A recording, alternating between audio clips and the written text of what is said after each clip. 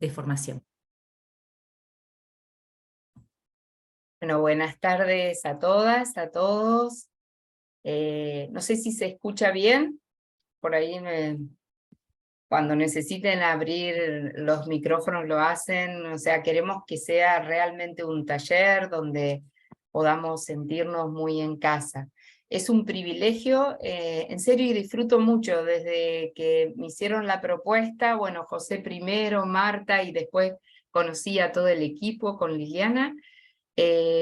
Para mí es un gran privilegio poder compartir con ustedes este espacio de formación misionera, primero porque soy misionera desde hace muchísimos años, y después una vez que terminé la teología en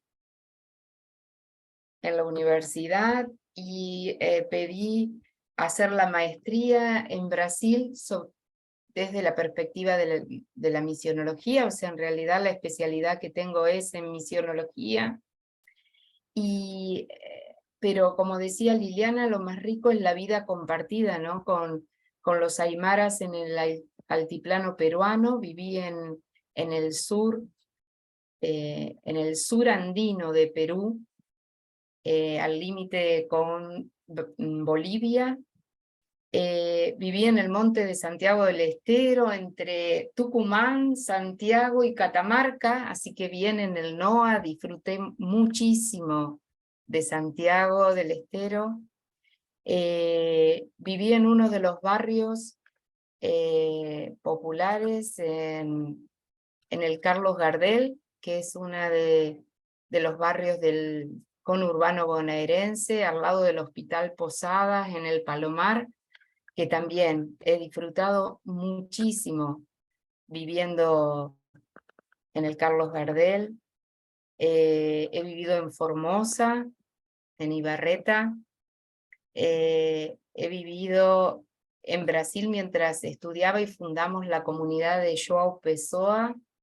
Así que, bueno, han sido muchas comunidades con las que he compartido la fe. Y he disfrutado en cada lugar. Entonces, me parece esto precioso y da esperanza que varones y mujeres como ustedes quieran ser discípulos misioneros de Jesús, que ya lo vienen haciendo de hace mucho tiempo y que ahora renuevan su formación. Así que, bueno, un placer, un placer. Cualquier cosa que quieran preguntarme, abren los micrófonos, así, y los hermanos, hermanas me van a ir ayudando si hay alguien que no los veo en la pantalla. ¿Sí? Y incluso podemos ir levantando las manos, eso, cuando haya algo que quieran decir. ¿Seguimos? Entonces, sí, esto fue la presentación, pero en realidad, no sé si ustedes recibieron como el programa un poco de estos talleres, y el de hoy quiere enfocarse historia y evangelización en América Latina, cuestiones y claves, los aportes de los franciscanos en la misión de América Latina. En especial voy a tomar un hecho, como es el Colegio de Santa Cruz de Tlatelolco y el relato de la Virgen de Guadalupe, y la primera comunidad de los dominicos en América Latina, Montesinos, Bartolomé de las Casas. Vamos a ver si podemos llegar a todo esto. Les han enviado como dos apuntes, podemos decir así. Uno es un pequeño artículo sobre la Virgen de Guadalupe desde el Nicam Mopoua, y otro es Historia y Evangelización en América Latina, cuestiones y claves. En general, para que yo te pueda tener una idea, pueden abrir los micrófonos. ¿Pudieron leerlo? ¿Cómo se han sentido? ¿Muy difícil? ¿Simple? No sé. Así como un primerísimo, aunque sea 3 minutos, 2 minutos. ¿Les llegó? ¿No les llegó? A mí sí me llegó hace unos días. Ajá. Me dio una hermana de la fraternidad que todavía pertenezco. Ujú. Sí, he tenido algunos años de historia, profesora de historia, Bien. entonces sí, lo que por ahí, por el hecho tal vez de hacer un cronograma, ¿no? Ujú. O eh, una realidad, el contexto, está muy bueno, lo de Guadalupe está buenísimo. Siempre yo lo entendí bien, pero por el hecho de que tengo ya una base Claro, histórica. Así que después bien, los demás hermanos, bien. Entonces, vamos a, como dice, Emiliana es tu nombre, ¿no? Como dice Emiliana, vamos a comenzar quizás por esto del contexto, ¿no? Y el, eh, ¿por qué ir? ¿Por qué comenzar? Porque van a ver que los otros talleres va a ser más la evangelización como misión de la iglesia, más misión para qué, o sea, van a ser otros temas como más conceptuales y este es más histórico. ¿Por qué? ¿Por qué ir a el origen, podríamos decir, de la iglesia latinoamericana? Porque, bueno, porque me parecía que beber de la tradición franciscana en la fundación de esta iglesia en América Latina podía iluminar el camino como misioneros y misioneras hoy, ¿no?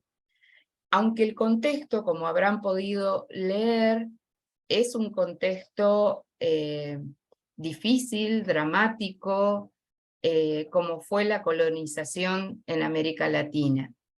Y no lo tomamos tanto, a ver, cuando vamos a la historia de la evangelización, lo que queremos como iglesia es ser autocríticos para poder crecer, para poder en la fidelidad a Jesús, en el seguimiento a Jesús, ¿no? No es porque vamos a entrar en la leyenda negra o en la leyenda blanca o rosa. Yo no soy historiadora, soy teóloga y como les decía al equipo, yo he tomado el aporte de historiadores del CEILA, que es la Comisión de Evangelización o Historia de la Iglesia, la Comisión de Estudios de Historia de la Iglesia. Entonces,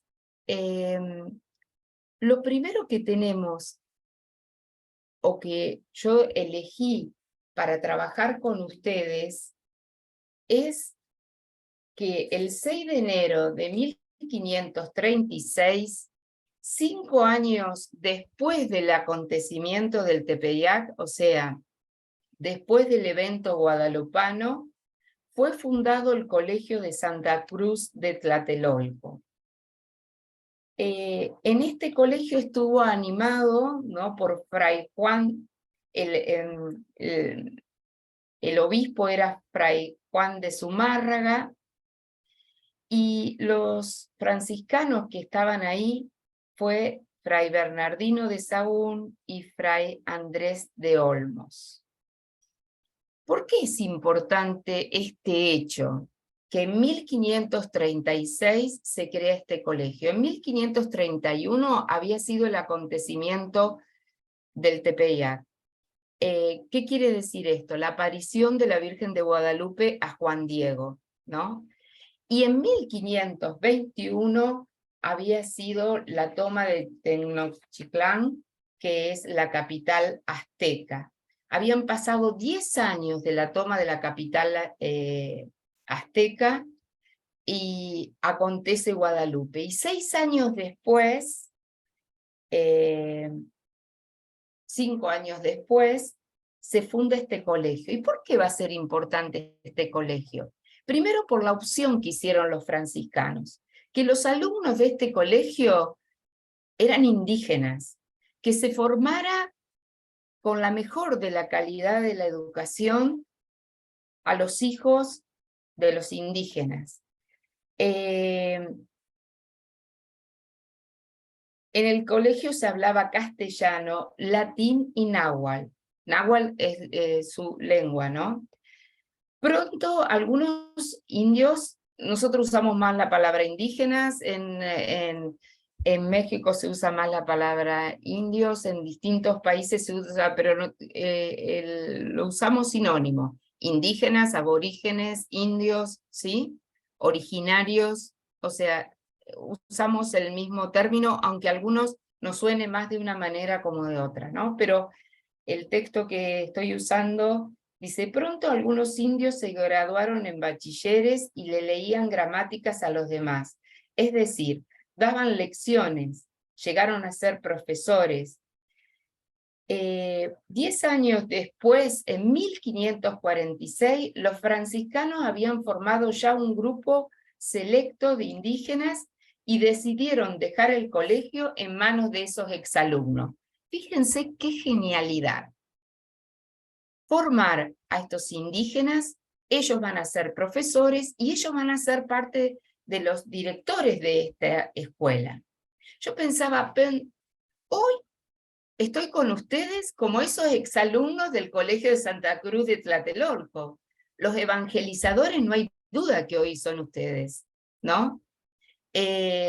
Bueno, es que ahí hay algo precioso del carisma franciscano. Esto de formar personas, pueblo, gente, ¿no? Y hacer que ellos a su vez sean evangelizadores de otros, que sean profesores de otros.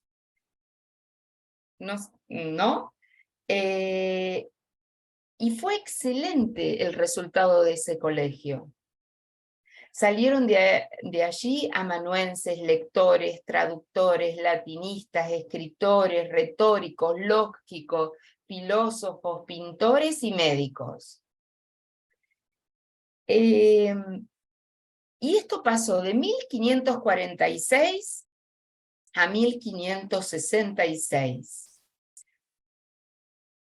donde estos exalumnos fueron rectores del colegio y tuvieron una fecundidad preciosa. Y en 1576, desgraciadamente, ya sea por falta de recursos económicos, después habría que buscar datos, ¿no? Porque Sahagún también es intervenido en esta época, alrededor del 1570. Sus escritos fueron llevados a España y se cierra este colegio. Si ustedes buscan esto en la historia de la iglesia, pasó muchas veces. Un colegio profético ¿no? Con una fecundidad increíble. Se cierra por falta de recursos, se cierra también por razón de la peste. Ahora bien, sin embargo, la fecundidad, aunque duró décadas solamente, porque de 1536 al 76, ¿no? 40 años. Estos exalumnos van a escribir el Nican Mopohua.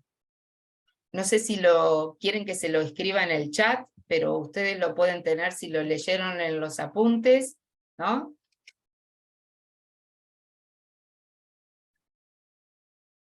Nican Mopohua. Es bellísimo, si alguna vez lo pueden tener, yo lo tengo impreso, pero me imagino que googleando lo encuentran.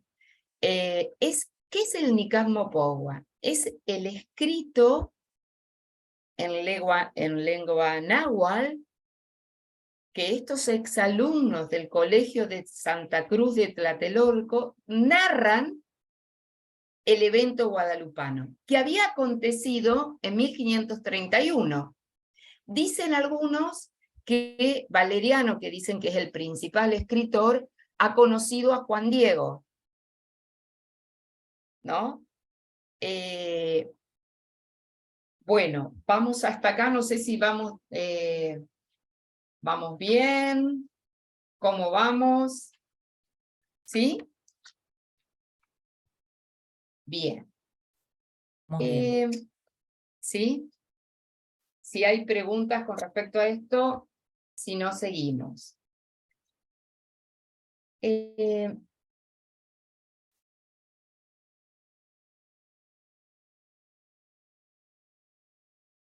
por qué este fruto no es casualidad? No sé si, pero ustedes si ven novelas hoy mexicanas van a ver la Virgen de Guadalupe por todos lados. Si ven mi escritorio van a ver una imagen de Virgen de Guadalupe. O sea, fíjense que la importancia de este colegio no solo fue esos 40 años, sino que estos exalumnos hayan escrito en Nicamo Pogua, que esto se haya, no solo fue tradición oral, que lo fue, hubo un hecho como fue el evento guadalupano, hubo la transmisión de generaciones oral y hubo un escrito. Sí, ahí Roberto... Hola hermana, ahí te van a hacer una pregunta. Hola. Hola, ¿qué tal? Una pregunta. Si hablas de este escrito del Nicam Mocogua, Sí. ¿este escrito es solo sobre la Virgen María, o sea, la Virgen Guadalupe, o también tiene algunas reseñas que los franciscanos tuvieron? A ver, lo de todo esto que te estoy compartiendo de los franciscanos es más de los profesores de historia, ¿sí? Lo tengo citado, si vos querés, los dos archivos que mandé, tienes las citas abajo.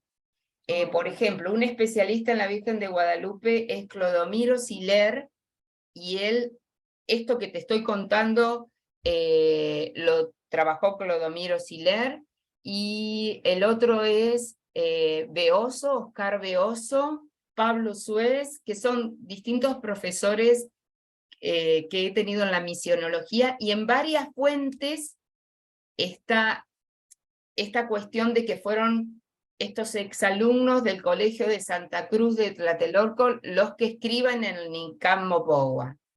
No sé si respondí, Roberto, no sé quién me preguntó, pero... Sí, dice gracias, el hermano Roque. Bien, perfecto. Bueno, por eso digo, después a partir de los dos archivos que seguramente les ha llegado, cualquier otra pregunta y seguimos haciendo. Entonces, fíjense que estos misioneros franciscanos, al comenzar la evangelización en México, estaban convencidos de que la conversión de los indios de la Nueva España se facilitaría si los mismos indígenas llegaban a ser evangelizadores. Esta convicción es fundamental. Al mismo tiempo veían que era necesario en el orden social formar laicos seglares, dice acá el texto, me parece que no, pero seglares, que educaran y dirigieran a los indios para una nueva sociedad. Lo sucedido en el Tepeyac reflejaba el proyecto de evangelización para los indígenas y al mismo tiempo formaban parte de la crítica severa que a niveles más amplios se empezaba a hacer al régimen colonial y a la conquista espiritual como una evangelización impuesta o acompañada por la espada. Van a ver que en todo el siglo XVI, pero estamos hablando del 1560, 1570, 1576, estamos en esa etapa, hay un debate muy fuerte en América Latina, en especial México, República Dominicana, Santo Domingo, acerca del método de evangelización. Y van a ver que el Nicam Mocogua, que a alguno le parece, en serio, si lo leen, es una belleza, porque el poema que tiene y el relato que tiene, yo en el artículo que les di es el análisis al Nicam Mocogua, ¿sí? El artículo ese que recibieron de la Virgen de Guadalupe. Y parecería que es muy poético, diría Marta, muy poético, pero tiene una crítica muy fuerte a la evangelización, a la colonización, ¿sí? Y la vamos a intentar descubrir ahora.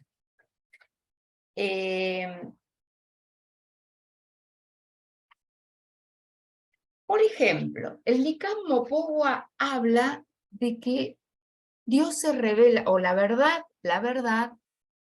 se revela a través de las flores y del canto. Uno diría que poético, ¿no? Pero era otra lógica diferente a los españoles. ¿Y dónde lo encontramos eso en el relato de la Virgen de Guadalupe? Primero que Juan Diego iba a la catequesis, estaba cruzando el cerro, iba al amanecer y escuchaba el canto de los pájaros, y ahí se le aparece la señora, digamos, ¿no? La Virgen.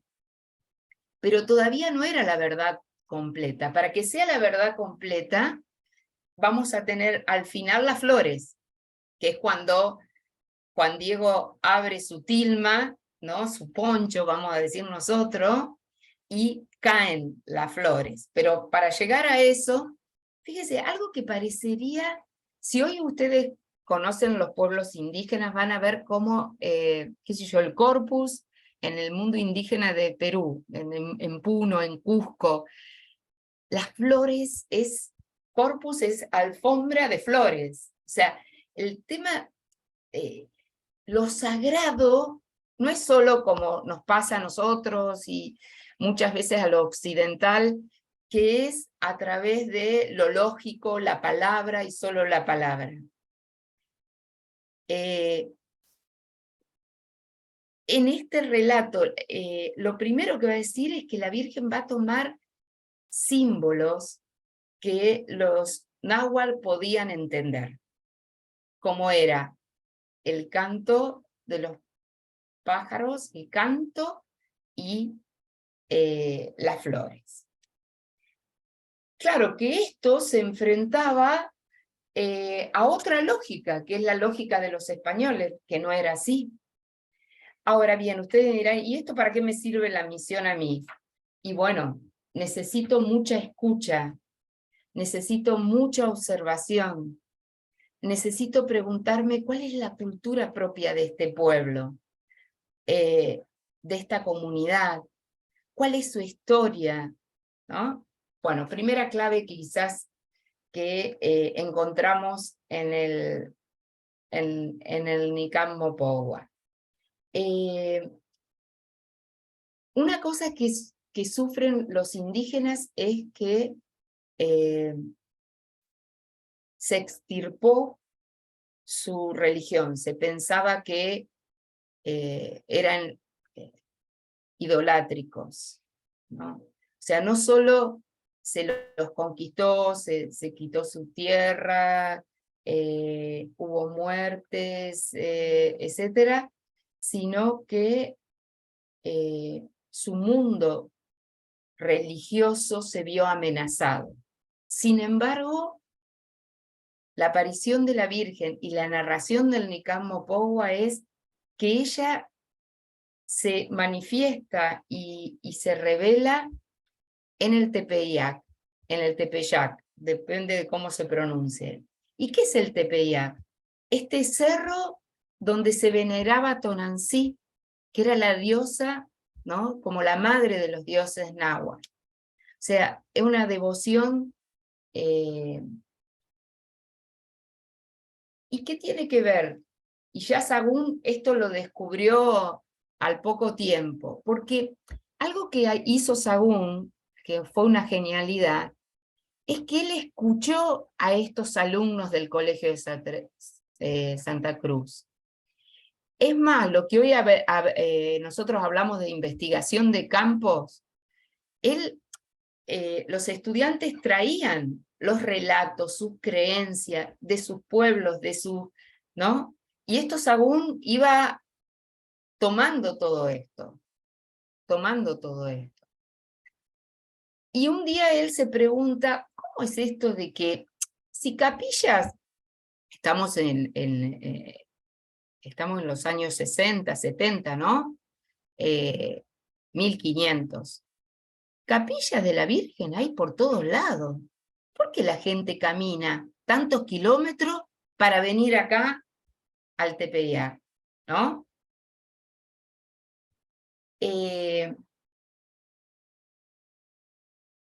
¿Por qué? Porque ahí se veneraba a Tonantzí.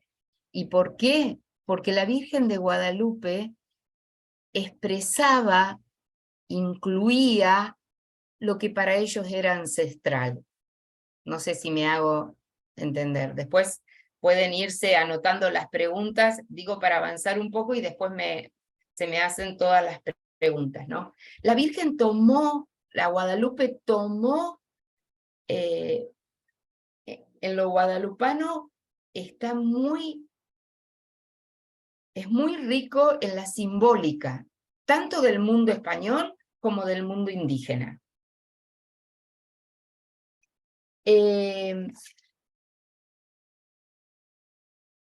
Y la Virgen se le aparece justo ahí en el Tepeyac a Juan Diego. Juan Diego iba a la catequesis, es más, a mí me tocó, gracias a Dios, tuve el privilegio de recorrer el camino que hizo Juan Diego, de estar en la Basílica de Guadalupe e ir al centro franciscano donde iba Juan Diego a la catequesis, ¿no? Y tenía que atravesar. Bueno, ¿qué le pide la Virgen? Que vaya y hable con el obispo. Imagínense. Vos vas a ser mi embajador, le vas a ir a decir que me construya un templo. Por supuesto que Juan Diego fue 2 o 3 veces y no les abrió, primero no lo hicieron pasar, el obispo no, se los cuento así, rápido, pero porque sería re lindo que cada uno lea el Nicamo Pogua. Bueno, la primera vez no lo dejan pasar porque desconfían. O sea, el Nicamo Pogua narra en Juan Diego todo lo que el pueblo estaba viviendo, que se desconfiaba, que pensaban, no, que eran idólatras, cómo va a ir a hablar con un obispo. ¿No? Conclusión, la Virgen no lo deja tranquilo a Juan Diego, o sea, por más que él no consigue al comienzo hacer esto,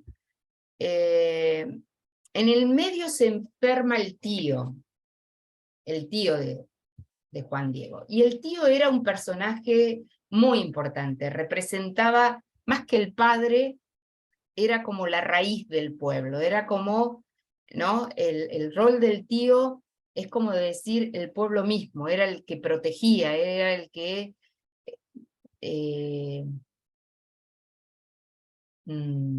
a ver, quería buscar exacto cómo es que dice Clodomiro Siler.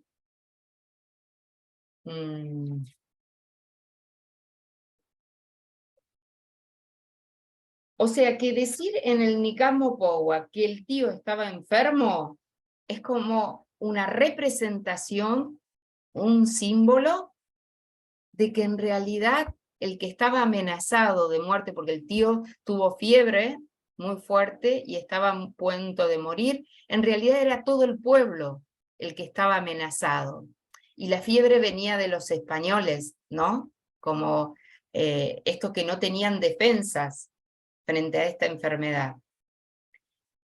Entonces estaban amenazados en la vida, en las creencias. Y esto es lo que uno cuando lee, parece que el relato de Guadalupe es muy inocente, pero hay una denuncia de que el pueblo estaba amenazado. Y Juan Diego estaba muy preocupado por la enfermedad de su tío. Y entonces esta tercera vez que él andaba preocupado no quería pasar por ahí, por ese lugar donde había aparecido la Virgen, porque además no quería que lo entretenga, él tenía que ir a buscar un médico, tenía que buscar medicina, ¿no? Y por tercera vez se le aparece la Virgen, aún por este camino alternativo que él había tomado, y es muy bello, porque yo creo que ella le dice que no se preocupe, que es nada lo que te preocupa, es nada lo que te asusta y te abate. No se turbe tu rostro ni tu corazón. No temas esa enfermedad ni ninguna otra enfermedad o algo angustioso. Porque al tío le había dado la viruela, ¿no? Que es la enfermedad, pero la enfermedad de esos tiempos que era la viruela que había sido importada por los conquistadores y para la cual no se tenía remedio. Si el tío representa al pueblo y la viruela es un símbolo de los males traídos por la conquista, entonces es el pueblo el que está a punto de morir, el que está en las últimas a causa de la dominación. Y ella le dice, es nada lo que te preocupa, no temas y no temas ninguna otra enfermedad. Y una expresión que es bellísima, está el número 76 del Nikamo Powa, ustedes lo tienen ahí en el artículo que les mandé, en la página 13, ¿acaso no soy yo, no estoy yo, no soy yo aquí tu madre? ¿No estás bajo mi sombra y resguardo? ¿Acaso no soy yo tu fuente de vida? ¿No estás acaso en el hueco de mi manto, en donde cruzo mis brazos? ¿Quién más te hace falta? Saben que yo, cuando era chiquita, como soy de la diócesis de Santa Fe, en Santa Fe está el Santuario de la Virgen de Guadalupe. Y está escrita exactamente estas palabras, cuando uno sube al camarín, al costado, están estas palabras. Yo no sabía nada ni del Nikamo Powa, ni de los franciscanos en México, no sabía nada cuando tenía 7, 8, 10 años, pero esto, mi primera sobrina se llama María de Guadalupe, para que sea. Es más, cuando yo me enteré cómo las mujeres teníamos los hijos, me asusté tanto que le prometí a la Virgen que mi primera hija se iba a llamar Guadalupe. Bueno, después decidí ser monja, así que mi primera sobrina se llama María de Guadalupe. O sea, para que esta experiencia de protección, y muchas veces me pasa eso, que yo digo, y a muchas personas cuando están angustiadas, estás en el cruce de los brazos, en el hueco del manto de la Virgen, ¿no? Imagínense, estaban en plena colonización, estaban amenazados en la muerte, y esta aparición a un indígena con este mensaje. Bien, pero continúa, entonces le dice que no se preocupe, que él tiene que volver al obispado, tiene que ver al obispo y decirle, ¿no?, que construya el templo. Bueno, conclusión, el obispo le pide una señal, tampoco confía, no solo los que estaban afuera en el obispado no lo dejan entrar, sino que el obispo le pide una señal, no le cree.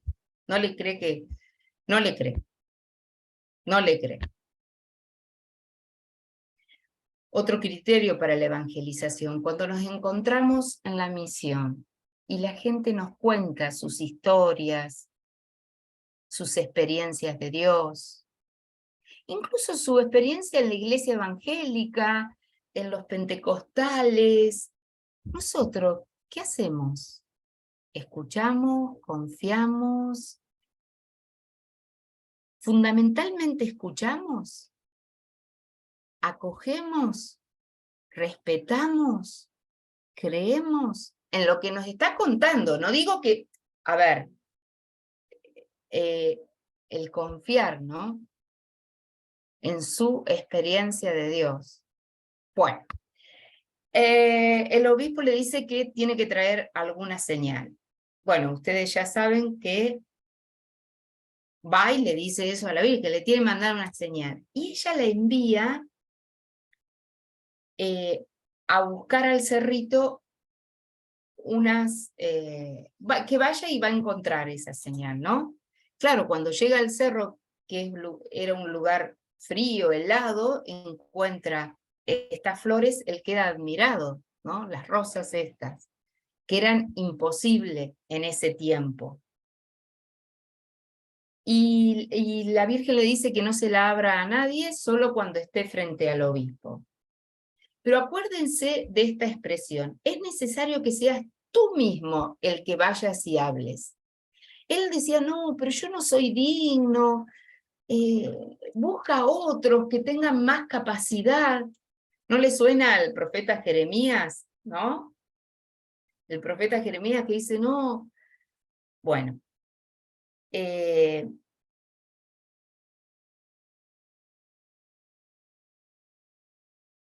incluso cuando él le dice, no, busca a otros, ella le dice, oye, hijo mío, el más desamparado, sabe en tu corazón que no son pocos mis servidores y mensajeros a quienes puedo dar el cargo de que lleven mi pensamiento y mi palabra para que cumplan mi voluntad. Pero es de absoluta necesidad que seas tú mismo el que vayas y hables de esto, y que precisamente con tu mediación y ayuda se haga realidad mi deseo y mi voluntad. ¿Por qué era de absoluta necesidad? Porque marca la evangelización. Si él, el pequeño, el humilde, el que no sabía, el que iba a la catequesis y seguramente apenas, lo más probable, analfabeto, o sea, si él lo puede hacer, lo pueden hacer todos. Y un problema de la Iglesia Católica es que todo, bueno, Aparecida lo dice, discípulos misioneros, o sea, los que somos discípulos de Jesús, somos por el bautismo sacerdote, profeta y rey, somos al mismo tiempo evangelizadores. Bueno, hagamos estadísticas. ¿Cuántos católicos hay en cada una de sus provincias? ¿Cuántos evangelizadores? ¿Cada discípulo de Jesús es un misionero? ¿Es un evangelizador? Ya el evento guadalupano decía, es necesario que tú seas miembro, tú vayas, o sea, Aparecida lo volvió del documento de Aparecida, ¿no? Quiero decir, de Aparecida hasta acá, no sé cuánto hemos cambiado en la evangelización. Yo felicité al equipo acá de la fraternidad porque como 100 personas, somos 53. Bueno, haber convocado 53 laicos, laicas que quieran formarse más en la misión, bendito sea Dios. Bendito sea Dios. Pero ya el evento guadalupano, esto lo decía, tú el pequeño, tú vas a ser el evangelizador. Bueno, ¿y qué pasa? Cuando lleva esto, la verdad divina transmitida a través de flores y cantos. ¿Se acuerdan que yo le decía que al comienzo estaba en el canto, en el Nicambo Powa, ¿no? Cuando él le va a decir que la señora le mandó, porque la señora, una señal que eran estas flores, abre el manto y se encuentra ahí con la imagen, y es la que tenemos hoy, hasta hoy, en la Basílica de Guadalupe y demás, que es la imagen que todos conocemos de Guadalupe. Pero esto para mí, ¿cuál es la ley guadalupana? Que el pobre evangelice. Si nosotros vamos como misioneros, pensamos que llevamos todo y que tiene que ser de arriba para abajo. O sea, el mayor éxito de la misión es que otros se conviertan en misioneros. No sé si me hago entender, pero el mayor éxito de los franciscanos del Colegio de Santa Cruz de Tlatelolco eran estos alumnos, y que estos alumnos hayan escrito el Nicamo Powa, y que en el Nicamo Powa se diga que este pequeño que es el evangelizador. Y de hecho pasa así. Él es el que le va a ir a decir al obispo. En realidad, Juan Diego es el que va a llevar el mensaje al obispo. Y él desenvolvió su blanca manta, dice el Nicán, pues en su hueco traía recogidas las flores, y al instante cayeron por tierra todas las diferentes flores de Castilla. En ese momento se pintó, apareció de repente la preciosa imagen de la siempre Virgen Santa María, madre del dios Teol, de la misma forma y así, ¿no? Bueno, y por supuesto que el tío se recupera y demás. ¿Qué es importante? La primera clave en la evangelización latinoamericana, una evangelización con memoria. ¿Qué quiere decir? Que ustedes y cada uno de nosotros, y yo y todos los demás, ¿por qué? Porque evangelización y memoria. Se intentó, los escritos de Sagún se secuestraron, se llevaron al Consejo de las Indias, esos escritos se encontraron recién en 1924 en los archivos secretos del Vaticano. Todo esto es por los historiadores del CEILA, vuelvo a decir, ¿no? A través de esta extirpación de las idolatrías se atacó y amenazó la memoria religiosa y cultural de los pueblos indígenas. Una evangelización que se hizo contra la memoria y que acabó resultando una evangelización sin memoria. Ojalá que la evangelización que nosotros hagamos sea recuperando las historias orales, la memoria de la gente, la historia de las comunidades, de los pueblos, rescatando lo que antes que llegue el misionero llegó el Espíritu Santo. La Roa Santa va trabajando en los pueblos. Nosotros recogemos lo que el Espíritu va haciendo y entramos en diálogo. Por supuesto que nosotros también llevamos una palabra, la palabra del Evangelio, pero Dios va trabajando antes de nuestra llegada. Quizás abrimos los micrófonos si hay alguna resonancia, algo. Después yo pasaría a los dominicos, porque era hablar de los franciscanos, tomar un hecho y tomar un hecho de los dominicos. Pero si les parece, hacemos como resonancias, me van ayudando los hermanos, pueden, donde dice reacciones, pueden levantar la mano.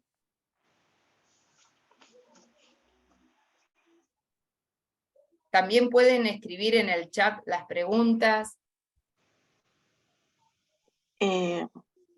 Gabriela, hola Pedro, aunque aparece Alejandra. Sí. Pedro, porque la Hola, mujer. Hola a todos. Hola Alejandro, Pedro. Sí, Pedro. Yo estoy iniciándome, vivo en Villa Gobernador Gálvez. Ah, qué lindo. Santa Fe. Estoy iniciándome en la fraternidad. ¿En Villa Gobernador Gálvez de acá de Rosario? O en... Sí. Sí, de Rosario. Ah, en la ribera del Paraná. Exactamente. Bien. Gabriela, no, muy bien el texto, todo, tu exposición. Lo que no me llegó a mí fue lo de los dominicos. Ah, hay un apunte que se llama Historia de Evangelización en América Latina, Cuestiones y Claves. Esa te va a llegar. Después Primera comunidad de los dominicos en América, no lo pude bajar, no me llegó. Bueno, después ya te lo van a hacer llegar. Dale, Incluso va a haber, con respecto a la primera comunidad de los dominicos, yo tengo el documento del Sermón de Montesinos, que ya después lo voy a explicar, y se los voy a mandar al equipo de misión y ellos se lo van a hacer llegar a ustedes. Sí, Olga Rivero, ¿no? Levantaste la mano. Olga y después Emiliana. Gracias, Joana. Sí. Muchas gracias. Buenas noches a todos. Gracias, Gabriela.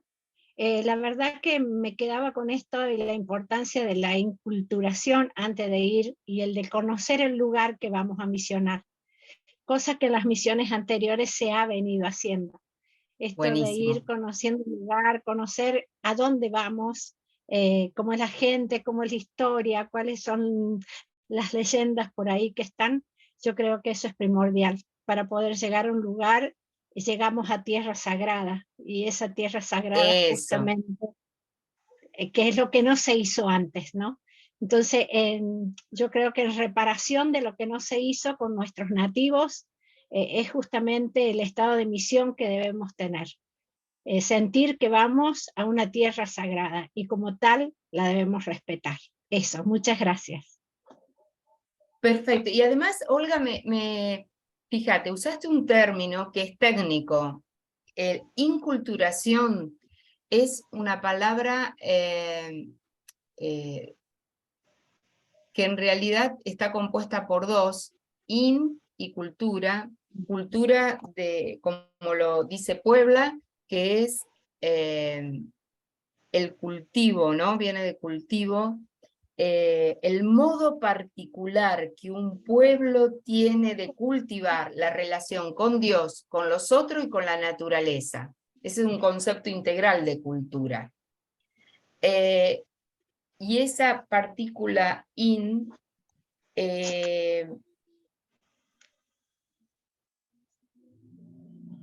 tiene la analogía con la encarnación.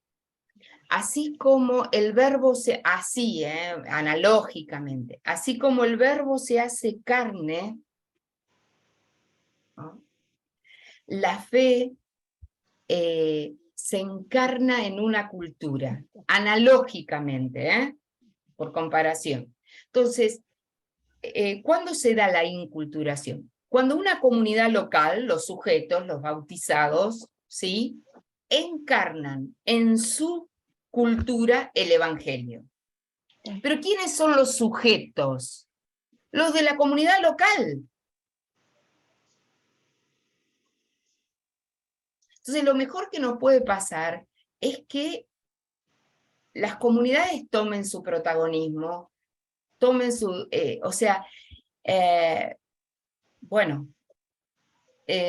etcétera. Pero gracias por traer ese término que es técnico, que se llama inculturación, tiene esta riqueza. El derecho que tiene cada comunidad de encarnar el evangelio en su cultura. Muchas gracias. Muchas gracias. Sí, Emiliana, y después tenemos algunos escritos, ¿no? Sí, lo mío es una pregunta, dos sugerencias, y mejor dicho, dos compartir y una sugerencia, mejor dicho. La pregunta es, sabía, no sé si está bien, que Juan Diego pertenecía a las últimas castas según la jerarquía de castas que había en ese entonces. ¿Puede ser? No, eso no lo sé. Uh-huh. Es lo que yo sabía que era al referirse como los últimos, era como el más humilde, pero Con también... más razón. Sí, buenísimo. Y además, ¿no creen que es casualidad? No es ninguna casualidad. Que justo exalumnos del Colegio de los Franciscanos, que me imagino que tenían como raíz a San Francisco de Asís, tengan como núcleo del Nicamo Pogua que sea el pobre, el más pobrecito. Así que mucho mejor, Emiliana, este dato que me das. El más humilde, sea el mensajero, el embajador, como dice el Nicamo Pogua, que venga de la familia de San Francisco de Asís, que elige hacerse el más pequeño. ¿No les parece precioso? Es bello. Si yo tenía esa información, pero que no lo tengo con certeza, pero por lo que se ve, pareciera que es de verdad. Y otra cosa es compartirle. En Jujuy, la hermana Fausta por ahí me ayuda, en Tilcara, en las épocas de Semana Santa, todavía se conserva la costumbre de hacer las estaciones, ¿no es cierto? Todas las estaciones con flores. ¿Ves? Grandes, como una Sí. gigantografía hoy, pero con flores vivas, flores secas, y también con agregados de legumbres, e increíblemente desde lejos es un cuadro pintado. Pero uno se Genial, acerca, Emiliana. no, eso. Y otra interpretación, hablando de esto de la libre interpretación que se le hace al pueblo originario, a los indios, como quiera llamarse, es cuando ustedes van a la capilla de Xavi, en la localidad de Xavi, en el norte ya de Jujuy, hay una capilla que se llama, que pertenece ahí a Xavi, que tiene los ángeles arcabuceros, creo que es la interpretación del ángel de la guarda, creo, y que es un ángel con un arma, ¿sí? Para cuidar. Y la interpretación se la dejaron. El artista del momento, no sé quién fue, era un indio, obviamente, e interpretó eso, ¿no? Eso por un lado. Y otra es que yo sé que historia es un poco aburrido para muchos, salvo que a los que nos gusta. Leer el contexto histórico, político, social de ese momento, aunque sea de esos 20, 30 años de la colonización, está muy bueno para comprender todo lo que habló la hermana, ¿no? Porque realmente fue terrible psicológicamente para el indio la conquista, a tal punto que las mujeres abortaban espontáneamente y no se embarazaban por el temor, más allá también de las pestes, ¿no? Traídas. Entonces estaría bueno también por ahí leer un poquito para poder entender mejor el por qué tan importante la aparición de la Virgen de Guadalupe. Nada más que eso. Sí, y el relato del Nicam Mopoa comienza así, diciendo esto que vos estás diciendo, o sea, describiendo ese horror, tal cual. Gracias. ¿Hay algo más? ¿O damos el pasito? Karina nos había dejado un mensajito en el chat. Dice: cuando hablamos de la historia, nos referimos también a la historia personal y comunitaria de las personas con quienes tratamos. También entre los misioneros, tener los oídos listos y... un poquito.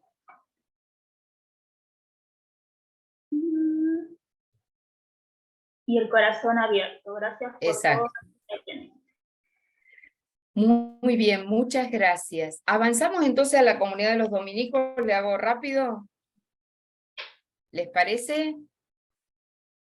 ¿Sí? Sí. Así después vamos al trabajo en grupo. Perfecto. Bueno, la otra gran clave es la cuestión teológica y pedagógica. Y para eso tenemos un hecho que es que los primeros dominicos que llegan a América Latina van a estar en Santo Domingo, para variar, lo que hoy es Santo Domingo, República Dominicana. Y ahí en 1511, Fray Antonio de Montesinos va a denunciar a los españoles y estaba presente en esa misa, porque era la misa de Cuaresma, perdón, del Adviento, el hijo de Cristóbal Colón, o sea, el hijo de Cristóbal Colón, Diego Colón, ¿no? Y Montesinos va a decir esto: estáis todos en pecado mortal, en él viviendo y muriendo, por causa de la crueldad y de la tiranía que usáis con estas gentes inocentes. Decid, ¿con qué derecho y con qué justicia mantenéis en tal cruel y horrible servidumbre estos indios? ¿Cómo los tenéis tan oprimidos y cansados, sin darles de comer, ni curarlos en sus enfermedades, que contraen y de las cuales, por los excesivos trabajos que les dais, mueren, o mejor dicho, los matáis para extraer y adquirir oro cada día? 1511, o sea, habían pasado muy poco de la llegada de los españoles. O sea, tenemos las primeras, y ya Montesinos denuncia que por extraer y adquirir oro, ¿no? Terminan enfermando, matando a los indígenas, ¿no? Bueno, por supuesto que ahí, como estaba lo más selecto de los españoles, inmediatamente los denuncian, los quieren que los vuelvan a España, y porque tenía buena relación los dominicos con el rey, los va a dejar, pero les prohíbe, contando que no hablasen más en el púlpito ni fuera de él, directa o indirectamente, en esta manera ni en otras semejantes. O sea, reciben el mandato de no predicar, no los dejan predicar más a Montesinos. Ahora bien, ¿quién estaba ahí? Bartolomé de las Casas, como él era un cura encomendero. O sea, él tenía en encomienda a los indígenas. Y él estaba escuchando. Bueno, ese fue un hecho fundante para Bartolomé de las Casas, porque él a partir de ahí empieza toda su experiencia de conversión. Él llega a escribir el primer tratado de misionología que se escribe en América Latina, que se llama De Único Modo. El nombre es más largo, pero yo se lo digo así para hacerlo más cortito. ¿Y qué va a defender Bartolomé de las Casas en este tratado? Que hay un solo modo. ¿Cuál es ese único modo? Pacífico. O sea, Bartolomé de las Casas no solo va a defender la libertad del acto de fe, sino la libertad en materia religiosa.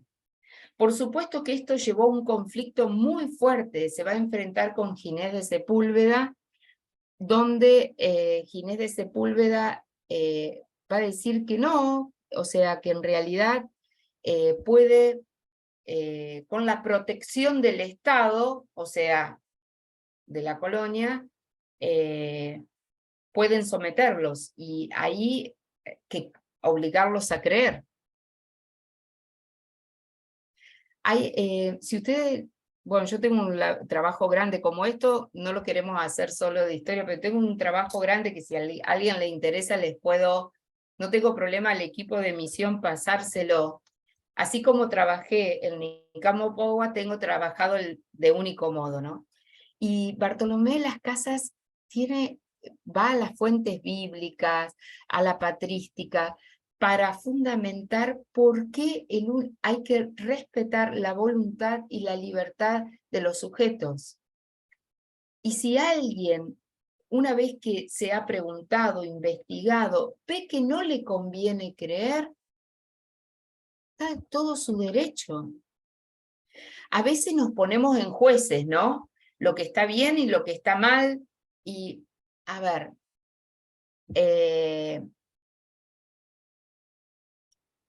frente a la dominación que sus hermanos, porque Bartolomé de las Casas era español,